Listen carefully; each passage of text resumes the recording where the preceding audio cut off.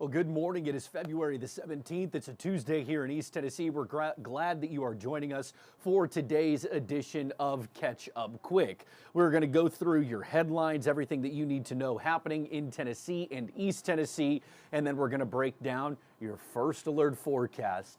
Quick teaser. It's looking good for the next couple of days, but there are some changes in store for you in that 8 date. We'll have First Alert meteorologist Belle Oliver join us to break down everything that you need to and want to know when it comes to everything, weather in East Tennessee, especially in your 8-day forecast when we get to it. But we do want to get you straight to a couple of news headlines in East Tennessee. First off, breaking this morning is civil rights activist Jesse Jackson died this morning. It was announced by his family. He had battled a neurodivergent condition that was diagnosed actually back in April of 2025. He had been battling it, diagnosed for about a year. He died from that. It's similar to Parkinson's disease. Again, Reverend Jesse Jackson is dead after a battle with a neurodivergent condition similar to Parkinson's. He had been involved in the civil rights for decades, worked side by side with Dr. Martin Luther King Jr. He actually knows and had been associated with Reverend Harold Middlebrooks here in East Tennessee for quite a while, since the 60s. Reverend Jesse Jackson was awarded the Presidential Medal of Freedom in 2000. We do know that public services will be held in Chicago. We do not know those arrangement dates just yet. When we do, trust us to pass those along to you. Again, Jesse Jackson dead at the age of 84 today after a battle with a neurodivergent disease similar to that of Parkinson's. All right, other news this morning is a man wanted for nearly 6 years in connection to 2 overdose deaths, now caught in East Tennessee. Knoxville police saying Gordon Davis is accused of being involved in an apartment shooting near downtown Knoxville 5 years ago. Officers arresting him Friday at his home on Augusta Avenue.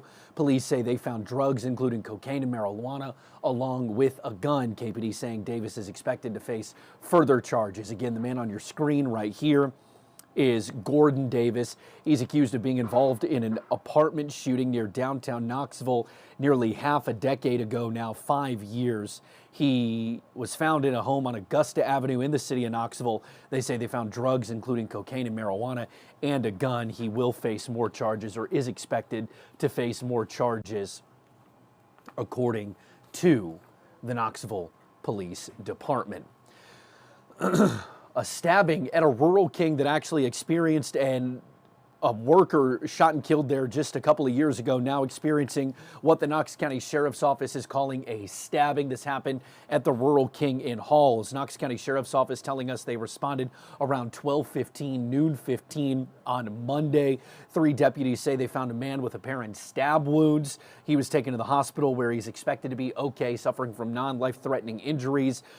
A preliminary investigation says that there was an altercation between 2 people that resulted in a stabbing. The suspect, who has not yet been identified, was taken into custody. The Knox County Sheriff's Office is now starting an investigation that will play out over time. We're continuing to keep an eye on the booking photos at the Knox County Sheriff's Office to see if we can find out who was involved in that. When we know that, trust us to continue to keep an eye on that and pass information along to you here on this Tuesday, right here on WVLT Plus and inside your WVLT News app.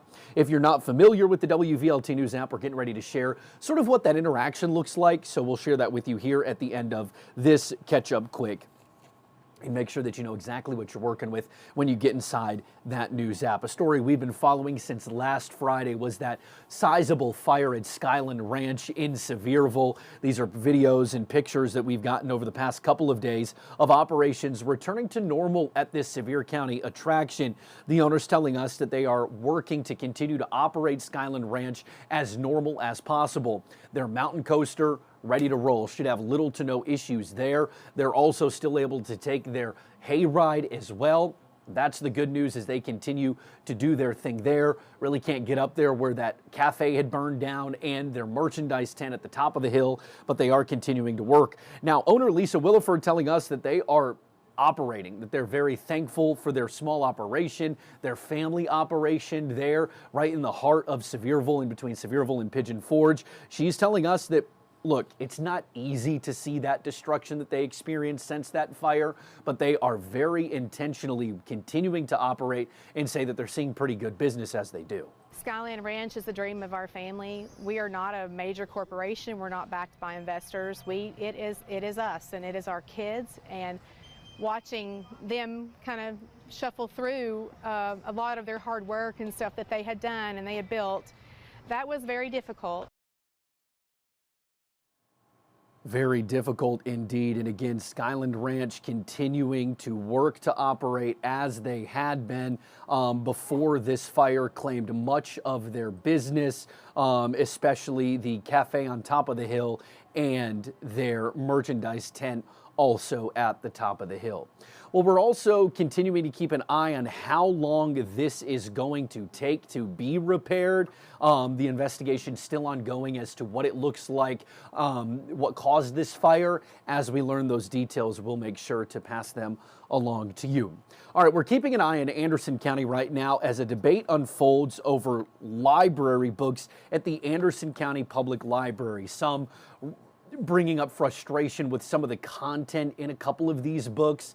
They had a meeting of the Anderson County Board, and a father was not very happy. Actually, in this meeting, had read an excerpt from the book that he said his young daughter had access to, while others say, look, we've had these discussions. We know that there is some material inside of this library that some may have objections to, but there are ways that you can go about this. There are avenues upon which you can find these books, find out the books that are in this library, and then bring this up for a discussion. But we were watching that Anderson County Board meeting, and here's what that father, who was none too happy about the book that his 5-year-old was able to check out. My 5-year-old can get this. I'm not saying she does, because I won't let my kids anywhere around the library now. But I will tell you this, our job as adults, whether you agree with the policy, whether you agree with politics or anything, as a parent, I'm to protect my child.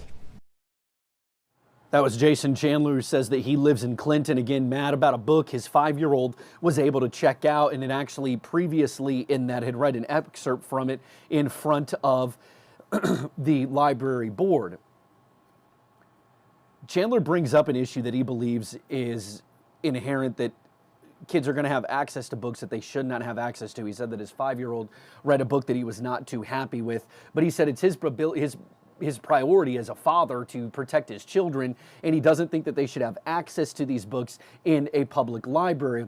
But there are others in Anderson County involved in this discussion who say that we have been in this place before. They have had the conversation about what to do with access to these books, with the ability for kids to check these out.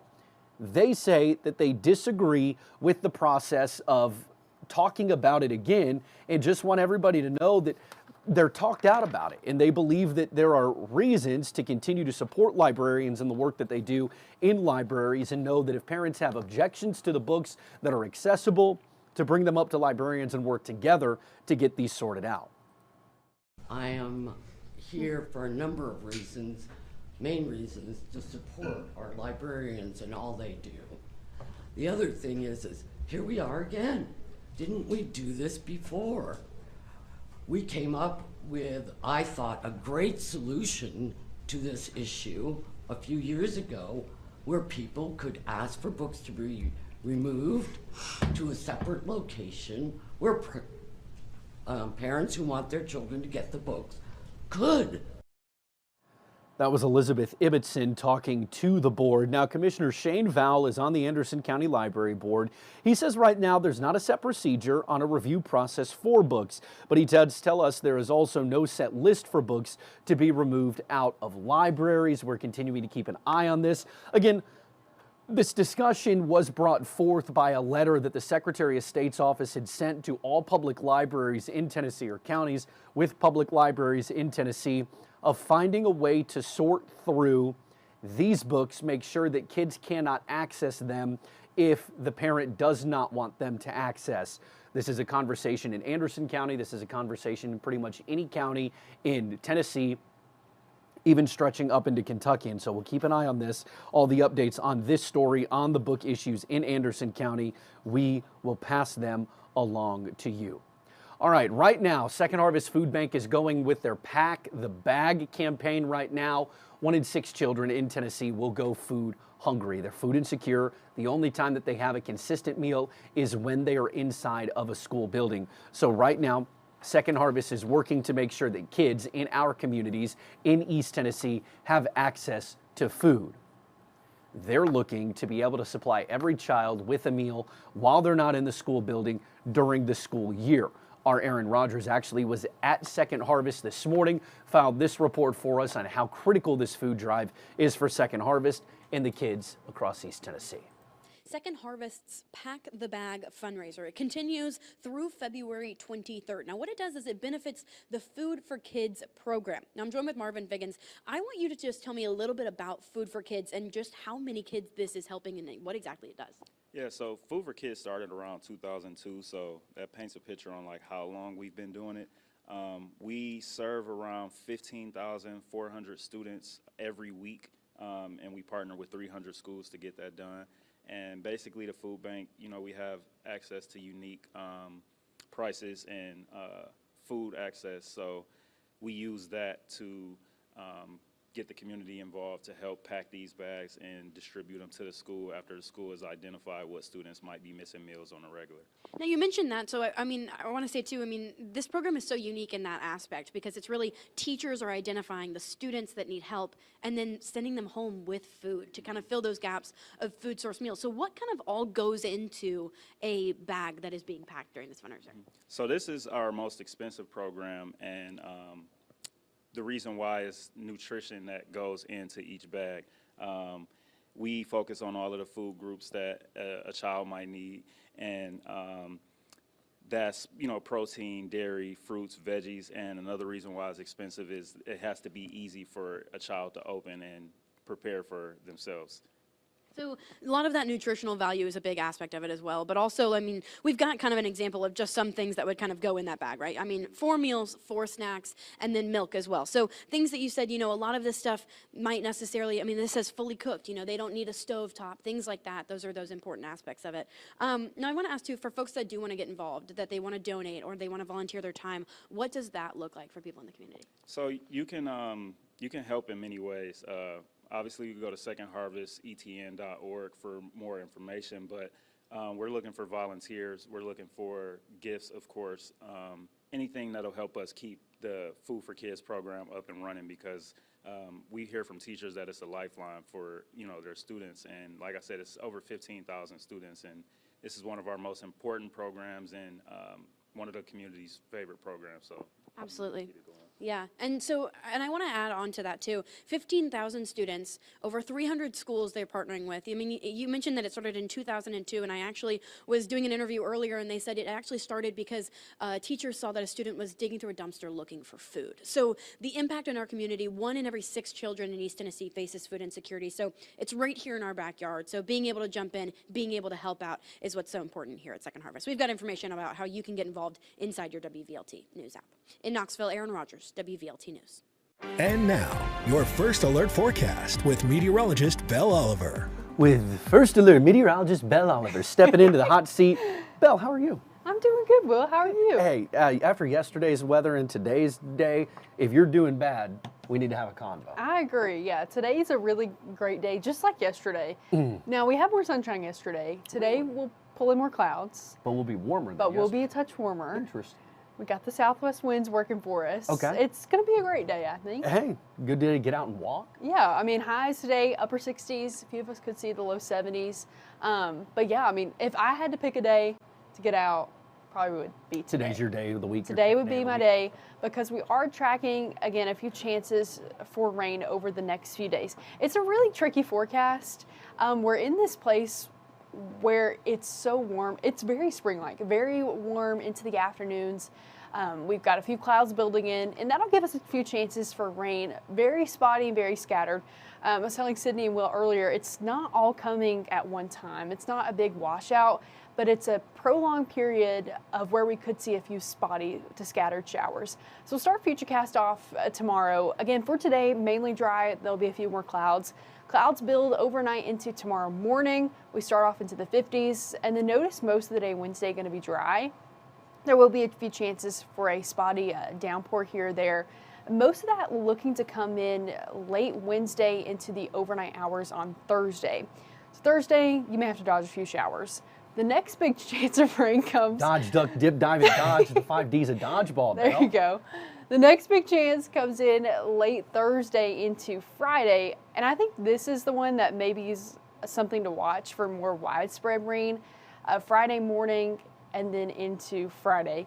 I feel like I'm not speaking this clearly, but to be honest, It's not clear to you right now. this system has been flipping and flopping every single day. Like, And when we talk flipping and flopping in speed upon which it'll arrive, whether it's going to be earlier or later. right, Or speed and intensity? kind of, yeah, and Okay. when it's going to come in mostly. Okay. Like every time Spencer comes in, I'll be like, all right, well, it's changed. And then the next day, Sydney, oh, it's changed It's again. their fault, yeah. Yeah, it's their fault. It's mostly Spencer's fault. I'm the middleman. Yeah, no, you're just the one being like, I just have to say it, just, you know. Here's what I'm seeing is I have a lot of friends. Obviously, our sister station in Nashville, I get a lot of their stuff, but I have a lot of friends who work in Louisville, Kentucky. And it seems like the 65 corridor, all of the meteorologists in the 65 corridor are now pushing to storm chances for them. Yeah. What are we looking, about 2.5 hours down, 40, what are we looking for storm chances as you see a good little yellow line working its way? Are you also working on confidence level there for storms too? Yeah, mainly the storm threat is really off towards our west, towards like Nashville, and really back towards like Missouri, Indiana, Indianapolis, that kind of area. Okay. Mainly for us, it looks like heavy rain. There could be a few thunderstorms in the mix Friday into Saturday, but not really tracking any severe threat, which is really good. Obviously, that comes later in the spring, but again, mainly heavy rain possible Friday into Saturday. We'll say if you are planning any, plans for Friday, Saturday-ish, be prepared for rain and possibly going into Friday night as well. But again, not a widespread washout at this point. It's really just something we're gonna have to watch. Yeah, that's just the continue to best I watch. can give you right now, Will. I'm just gonna tell you. The key to all of this, though, is look, we're going to reach almost 70 at a point this week. But this rain isn't just fun spring rain, it is cold weather rain on the backside. So we're getting back Right. into those 40s, 50s on the Yeah. backside of this rain event. And that's one of the key points with this system, Friday and Saturday, that we're gonna have to watch. Is this one's associated with the front, and so once we get this cold front pushing through on Saturday, temperatures will be dropping. So we're looking at 60s for Saturday's highs, and then as we move into early next week, we're right back down into the 50s and 40s. So enjoy this, the sun and the spring-like weather that we have now, because we're right back to where we should be this time of year. I know we talked about this yesterday, is like it feels like it's a big drop, but really it's where we should be. So we're just getting back on regular schedule Yeah, program. it gets us right back to level. Right.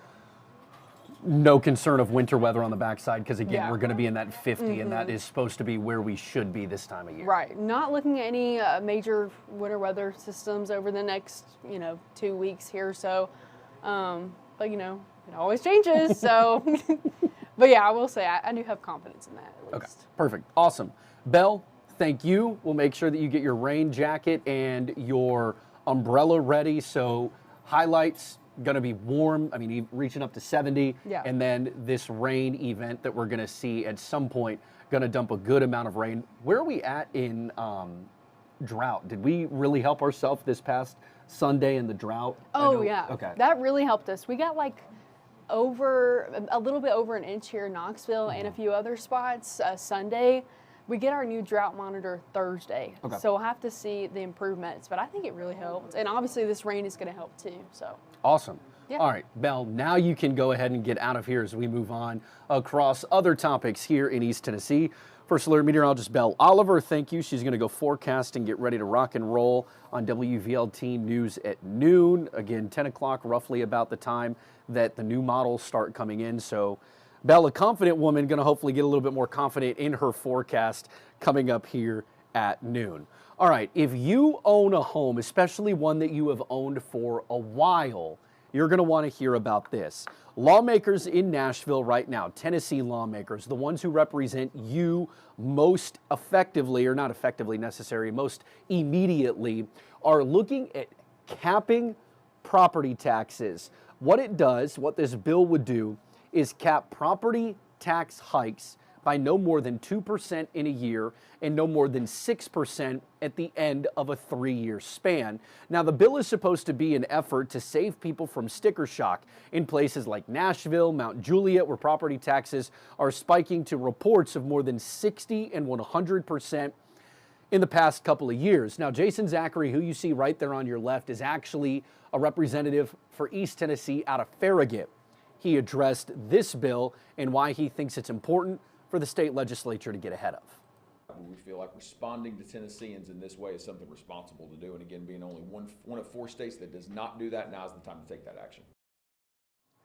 Zachary is saying that Tennessee is only one of 4 states in the entire country, one of 4 out of 50, that does not have a cap on property tax increases. Zachary is also citing a Beacon poll that shows that 90% of you who live in Tennessee are in favor of supporting capping local property taxes. And so this is just a critical look at ways to make living in the state more affordable as those sticker prices continue to inch northward.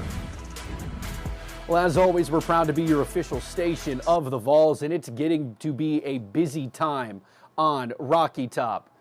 But how about this? Your Tennessee Lady Volunteers are the #1 team in the country. They're currently sitting undefeated, 10-0 on the year. They're outscoring their opponents by a whopping 76-4, I believe is the statistic. They shut out top 10 and run-ruled top 10 UCLA just about a week ago in their second tournament down in Clearwater, Florida. They are a team that you do not want to come across right now. And get this, it's not just Carlin Pickens leading them to wins. It is a pitching staff that is talented, a pitching staff that is deep, and a pitching staff that Coach Weekly says that she wants to get better as the season goes along. They're also making great contact on the ball too. So they're a team that you right now do not want to go toe-to-toe with. Important thing to note, though, is they play in arguably the best softball conference in America. They have Oklahoma and Texas in conference. So it's an uphill battle for the Lady Vols, but #1 in the country, 10-0, outscoring opponents 76-4. Truly impressive. The Lady Vols are now heading south to Birmingham, Alabama for a weekend tournament. They'll start out with Missouri State out of Conference USA. That game is at 5:30 Eastern Time on Friday. 5:30 Missouri State Friday down in Birmingham. All right, look, it's busy on Rocky Top. I said that, so here we go. Baseball plays today, 4 o'clock this afternoon Eastern Time. They'll take on UNC Asheville. Lady Vol basketball also playing tonight, 7 p.m. They're taking on Ole Miss down in Oxford. That's a re-rack of the game that was canceled due to winter weather in Oxford or postponed. And then Vol basketball in town tomorrow, February 18th, taking on Coach Heupel's alma mater in Oklahoma. Oklahoma had a big win 2 weeks ago at Vanderbilt, almost blew about a 24-point lead at Vanderbilt, but they held on to win. Vandy, one of the better teams in conference, so Oklahoma can give people fits on a good day.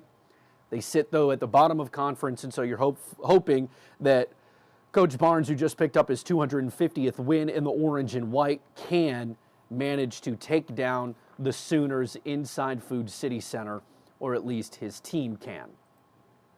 All right, let's do something a little bit different here on Catch Up Quick, here on WVLT Plus on this Tuesday. I gotta make sure my hands are right here. This is the WVLT News App, as you can see on my phone right here. We're gonna kind of dive into this. Now, I'm inside the WVLT News App. It's gonna show up as this blue 8 on your home screen. This is what you can see. Look, you can have the access to the app. It'll then take you into the WVLT First Alert weather app. That's where you can get Bell's forecast, you can get Sydney's forecast, Spencer's forecast, everything you need to know. But here's what's super handy is you can say, follow me, and it'll follow you to where you need to go. But you can also take it to Gatlinburg. You can take it to Fort Thomas, Kentucky, where my brother lives. You can take it to Hazard, Kentucky, if you have friends there. Or you can even take it to Nashville, Atlanta, Oak Ridge, anywhere that you need to go, the WVLT First Alert Weather app is good for you to take with you. All right, but right now, here is what we have in the news app. We have that custody and suspect following the reported stabbing at the Rural King Inn Halls. You can also read right now Sydney's forecast from this morning, talking about the rain event that we're expecting to see over the weekend. You can read about the death of Reverend Jesse Jackson today, dead at the age of 84. Also, a new license plate. The East Tennessee Horse Riding School, or an East Tennessee Horse Riding School, is attempting to get a license plate in the state to raise further funds. You can also read about the book restrictions in Anderson County that we talked about here at the beginning of Catch Up Quick. Look, it's all right here. You can read all of that. Also, you can find out more ways to watch us. You're probably watching us on one of these streaming sites, but again, it just gives you an idea of where you can watch us either at home or on the go. Additionally, you can read about the death of Kapiki the giraffe at the zoo in Limestone. You can read about 2 people charged in connection to a payroll check theft in Bell County, Kentucky. Look, there is a ton of information in here. Look, are you hungry right now? Are you thinking like Harry Sullivan, who wants Girl Scout cookies for his midday snack? He said he can only have 1 cookie. They last him a while, though. Right here inside, you can't see right there, right here inside your WVLT News app, you're good to go. It'll show you where you can buy those cookies. You can even support our Caitlin Walsh, who is currently in a cookie competition for the Girl Scouts of America. All that can be found right here inside your WVLT News app. You can read it, see, it's just super easy. And then if you want to go to the hamburger option right up here, that's what I like to call it, you can get into your sports and read about all Vol sports if you need to know. Look, all of these are updated inside your WVLT News app. And as we get into the home page, you can go there. You can just click into sports. It'll take you into sports. All of this information is what you need at the palm, right at your fingertips, right in your palm, available to you.